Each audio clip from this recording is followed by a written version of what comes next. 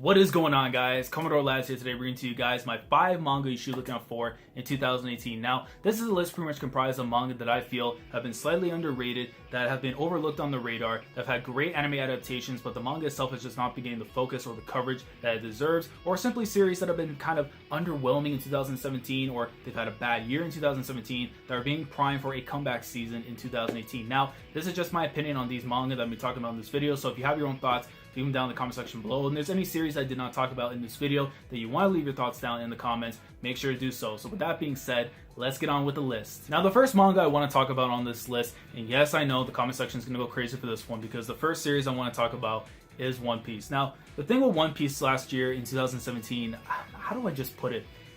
It had some really good moments. Don't get me wrong. One Piece was not horrible. It wasn't tragic. It was just slightly underwhelming, and I think it just comes down to the actual pacing of Whole Cake Island. You know, we were getting to portions in where I thought the pacing was starting to really pick up, and we were going to start getting towards maybe the climax or the end of the arc. Now, especially if you go into where we are right now in the manga, I feel like the pacing for it has kind of like, stopped a little bit, and we're just going now by chapter, and we really have no idea when this arc is going to be concluding. However, if we go based on what Ichiro Oda said at Jump Festa, we could be looking at the pacing in 2018 for One Piece in terms of the Whole Cake Island arc to really start getting more rapid and finally gearing towards, the Reverie and Wano, two arcs that, a lot of people in the One Piece community, myself included, have been dying to see, when it comes to the Reverie, getting to see some, hopefully, the action when it comes to Monkey D. Dragon, the Revolutionary Army, finally getting to see Wano, of course, going back and see the Zoro greatness finally in the story.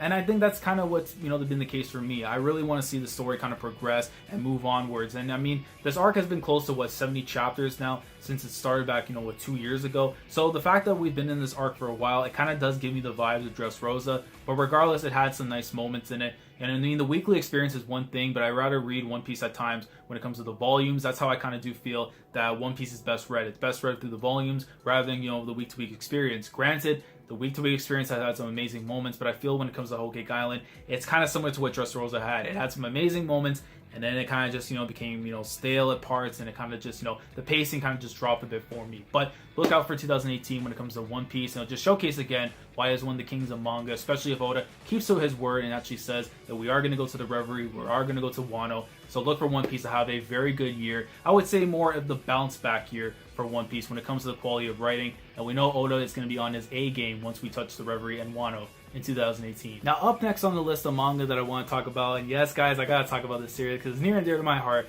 I'm talking about that Gintama greatness, aka Hideaki Sirachi's masterpiece, Gintama. Now, for those of you guys who follow my channel, for the Gintama reactions, you already know what it is. But for those of you guys who don't, I won't say any spoilers on it. But basically, Silver Soul, which is the final arc in the manga, is set to conclude at some point in 2018, which means that Gintama is coming to an end. And we know for a fact that the anime just begun its coverage of Silver Soul, so we do know that the end is near, basically. And what I want to kind of say is, for those of you guys who have been with the anime, for as long as it's been going on, and, just been waiting season after season for Gintama instead of just going towards the manga, I do highly implore you to go out of your way and try and get caught up with the manga and just be, with us along on this journey for the conclusion of a series that is not just for myself, but again, near and dear to the heart of the entire fan base when it comes to Gintama. And I cannot wait to see what Hideaki Sirachi has to have in store for us in 2018 when it comes to Gintama, because we know that there's going to be a lot of series that are going to raise the bar and set themselves away from the pack of all the other manga that has come out. But we do know that as fans of Gintama, we're just hoping for that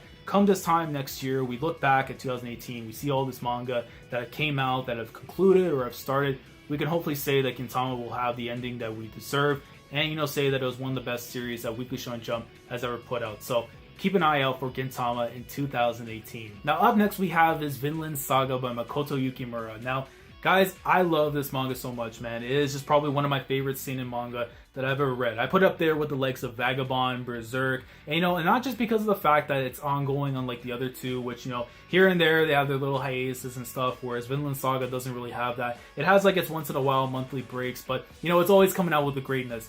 But then that's the thing. I don't see a lot of people giving it the coverage nor the attention that it deserves. When it comes to the social media aspect of it, I do see like a lot of people, they talk about, the early portions of Vinland Saga because they're getting into it. But when it comes to the current events, not really. And then when it goes to the YouTube side of stuff, I don't see really like live reactions, discussions, reviews, any of that stuff I really don't see on there. So I really do think that if we're to go and use like a fantasy draft aspect, kind of like something in baseball or football, and I'm doing a draft and I'm thinking of a sleeper pick in 2018, what I think will be one of those manga that people are going to overlook and not really consider, that are going to end up being one of the best series out in 2018, Vinland Saga is one of my candidates. And I definitely think that with the way things are being set up in the current arc, the Baltic Sea War arc, it's going to really shape up to be an amazing 2018 for Vinland Saga. Now, next up on the list is my favorite sports anime / manga. I'm talking about Haikyuu by Haruichi Furudate. Now, when it comes to Haikyuu in 2017, it had a great year, but I do feel at the same time 2018 is being set up to be probably its standout year in its 6-year run in Weekly Shonen Jump. Considering the fact that right now we are in the midst of Nationals, we're arguably in one of the biggest matches in the entire series. Right now, I'd say, in my opinion, it's the best match in the entire series to date. And I do feel like it's a series that does need, a little bit more coverage, a little bit more attention than it truly deserves. Because, in the YouTube community, there's not a lot of people that talk about the manga as opposed to, the anime, especially on social media. A lot of people do talk about, the anime when it comes to Haikyuu. And I do think that, with the way things are being set up right now with the manga, it's being set up to be a standout series, and it's something you should be looking out for in 2018. And you guys already know, if you watch my reactions when it comes to Haikyuu, I sit in this chair, I get hyped for, the greatness that is my favorite sports anime and manga, and that is that Haikyuu greatness. Now, the last series that I'll be talking about on here is that Kingdom greatness by Yasuhisa Hara. For me, Kingdom was, the best manga that I read in 2017. From a week-to-week standpoint, it was just phenomenal. But I've heard some, criticism, I've heard some people's thoughts, and really now I'm starting to think of it, Kingdom, if I had to describe in one word, was a kettle. And the way I describe it is this. Kingdom is the kettle, right? We're looking at the kettle.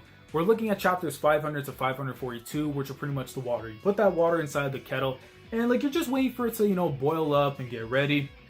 So you go and put it inside, your cup, drink some tea, be able to enjoy the greatness. And I kind of feel like that's what, 2017 was. It was more of a setup to what's going to transpire in 2018. And considering right now where we're at in the story, where, not to go into spoilers, but to basically put it as the beginning to the end of the series, I do feel like, 2018 is going to be the beginning of hopefully a breakout that's going to try and capture the eyes of people who are casuals or people who just never read the series of Kingdom, and then hear about this series that, is 500 plus chapters deep, that has just been going on and on for this time and has been phenomenal. And they start to realize afterwards that, hey, this manga has something going for it. Maybe we should go out and check it. And I do feel like, in terms of a series you should be looking out for, Kingdom has to be up there. I feel like, for the last 3 years, it's been a top 3 manga. It has continued to keep up that pace, and I don't see it stopping anytime soon. So if there is one series that I say is the #1 series to look out for in 2018, definitely keep an eye out for that Kingdom greatness. So that pretty much concludes all of the manga that I have to talk about today in today's video regarding the 5 series you should be looking out for in 2018.